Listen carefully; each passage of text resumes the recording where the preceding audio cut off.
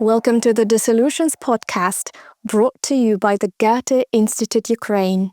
This series features artists from Eastern Europe, the Baltics, the South Caucasus, and Central Asia, reflecting on their work, local contexts, and what it means to be an artist today. The podcast is part of Dissolutions Decolonial Encounters, a program exploring post-colonial practices across art, culture, and civil society.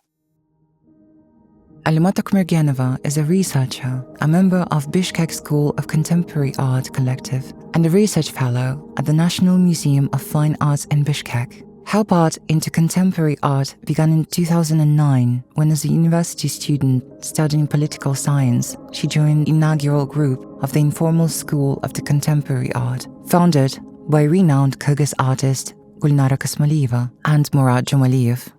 The weekly classes felt like a breath of fresh air. The themes, methods, and community surrounding them opened up a new world. Her studies at the School of Contemporary Art proved formative, connecting her with peers and the broader art community. Many of those relationships have lasted for more than 15 years, continuing to generate new ideas, collaborations, and research. She values these exchanges for the way they foster knowledge and experiences that can then be shared more widely. In such interaction, new experiences and knowledge are generated every time, and by comprehending them, you can share them with some different people. I like this circulation very much. After graduating, Alima spent nearly a decade working as editor-in-chief for a women's magazine, while continuing to participate in art projects. During the pandemic, everything shifted. The Bishkek School of Contemporary Art was formed, and Alima became one of its founding members. Since then, she has been deeply immersed in art and culture, with a focus on research and education. Together with her colleagues, she studies Central Asian art and develops educational programs that challenge Eurocentric narratives. One of the initiatives is the mobile library, created in collaboration with the Asian Art Archive. With more than 200 publications on the art of Kyrgyzstan, Central Asia, and Asia more broadly, the library travels to different institutions in Bishkek, from the Museum of Fine Arts to the Academy of Arts, and will soon reach other cities. Its aim is simple, yet crucial, to activate reading and conversation about Asian art. She emphasizes the importance of developing a local language to discuss art, since for decades much of Central Asian art history had been written from European or Soviet perspectives. With little literature produced in the past 30 years, she believes the mobile library can become a platform for dialogue that helps shape new frameworks and ways of speaking about cultural heritage. We consider the mobile library as an opportunity to activate reading about local art, about Asian art in general. It is very important to activate not only reading but also talking about art, because it has been studied for a long time by European scholars, and almost the entire history of Kyrgyz art was written during the Soviet time. Very, very little literature has been published over the past 30 years of independence. So we need time to find out our own language of description and talking about art. I think the mobile library can become a platform for generating conversations, discussions that will help to create our own language. Alima reflects that her academic background in political science and philosophy continues to influence her work. Rather than changing her path, she has integrated her education into her artistic approach and research, using it to explore themes relevant to different communities. Through art, Alima and her peers express emotions, memories, and collective trauma, striving to find new languages and narratives. At the moment, Alima's primary interest lies in research and in working collectively, an exploration not only of art, but of what a collective itself can mean. I think art can heal from traumas. Art can attract attention, speaking a universal language for different groups of people, to attract attention not only to some global problems but also to those aspects of life that we sometimes do not notice. If we take the same ecology, a topic with which I interact in one way or another, I cannot talk about big topics like global warming, but every time I raise the topic of excess textile waste and conscious consumption, I understand that I make a certain contribution to solving big global problems. Through our artistic practices, we express our emotions, pain, rethink the past, try to find a new language, or create a new narrative.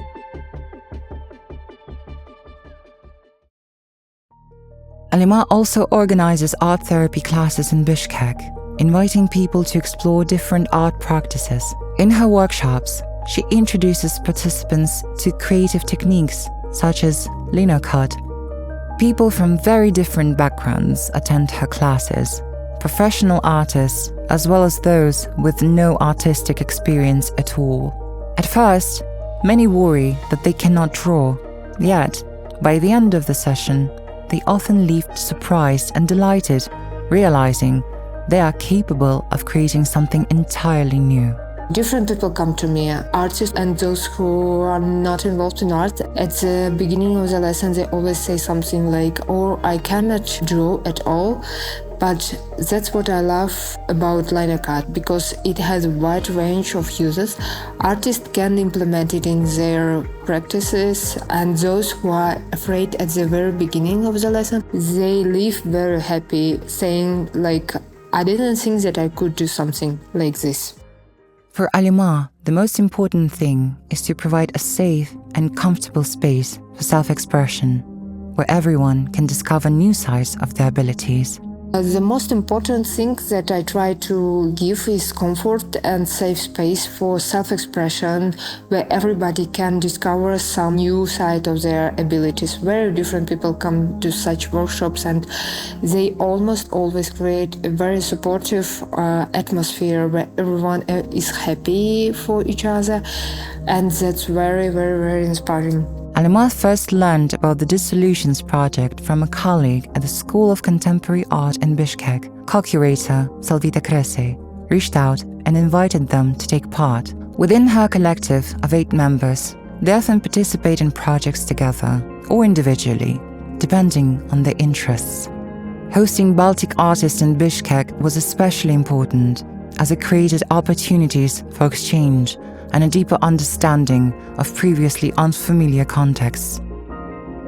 During her residency in the Baltic states, Alima met her fellow residents, artists from Kazakhstan, Uzbekistan, Armenia, Georgia, and Ukraine. Some of them she had heard of before, but never met in person, so the opportunity to connect directly was invaluable. Together, they traveled to Riga, Vilnius, and Tallinn, focusing on art spaces, museums, and contemporary art centers. As someone working in a museum herself, Alima paid particular attention to how institutions curated narratives in permanent exhibitions. She found many useful examples that she hoped to apply in her own practice. The focus of our trip was on art spaces, museum and contemporary art centers. My personal focus, of course, was on the museums and their work with the narrative, how they translate history in a permanent exhibition. I work in a museum myself in Bishkek. I saw many good examples that may be useful to me in the future. It was also very extremely useful for me to see how Baltic museum workers and artists work with the documentary, with memory, with archival documents, and how to lay out a narrative within the exhibition space.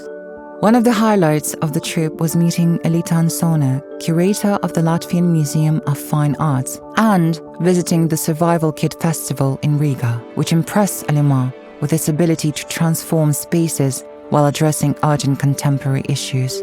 One of the important events of the trip was the opportunity to talk with Elita Ansone. She showed catalogs of the exhibitions she created. Some of the topics she worked with are similar to my interests, for example, feminist art. it is also very important that our trip coincided with the survival kit in Riga, and we were given a tour of the exhibition, and Solvita told us about history of the festival. I like how the festival works with the different spaces each time, touching important topics of today.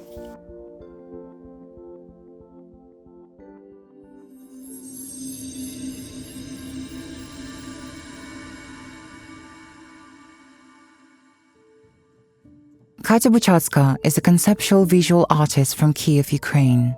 Although she studies painting at the academy, she now works across different media, choosing whichever best suits the idea. Her practice ranges from sculpture and installations to painting and more recently performance. Now I'm working more with people, and it's still not performative works, but they have more performative approach. I think it's also because of full-scale war that tend me toward some connection with people and have this possibility to explain what is happening now and like to have this conversation between people. So for me, it became more important. For Katya, art has always been a form of preserving precious moments, insights, memories, and fleeting moments. It was a way of conversing with herself, of recording what mattered. Yet, the full-scale invasion shifted this approach. Suddenly, work became a direct response to the present moment. For me, art is also a tool for just archiving something that happens with me and something that I want to document and something maybe that I understood, some insight, something that should be recorded. So it's more like diary and more conversation with myself. The full-scale invasion changed for a time this approach because suddenly I react more on just what is happening right now, because before the full-scale war, it was more about just time, eternity, something that is bigger than human being. For example, Earth, some archaeology, some fossils. It was more about things that overlapping and a lot of layers of different situations that just meet each other and find some connection between them. Her sense of connection also grew during the Dissolution's residency in the Baltic states. Katya recalled how much joy and strength she drew from the other artists she met there. What mattered most was the awareness of Russian imperialism and the nuances of colonial politics in the region, as well as the chance to speak openly about shared contexts. This common history carried hope and empowerment. Katya believes their paths will cross again. I'm really very happy with all artists that I've met. I think that maybe in the future our ways will cross again, because all these people are very aware about Russia. For me, it was really important just to share and to talk. I think that it was really good idea to connect us. This common history just brings me a lot of hope, and I feel more powerful. When reflecting on decoloniality, Katya said she feels an urgent need to invent a new language capable of describing the colonial experience in Ukraine, as well as in other countries once colonized by Russia. In her opinion, the complexity of this vast land cannot be fully captured within the existing frameworks. We should invite new language and new understanding and features of this colonial process, because it was different from already historical colonial and decolonial studies. For Katya, this research of language is inseparable from the war.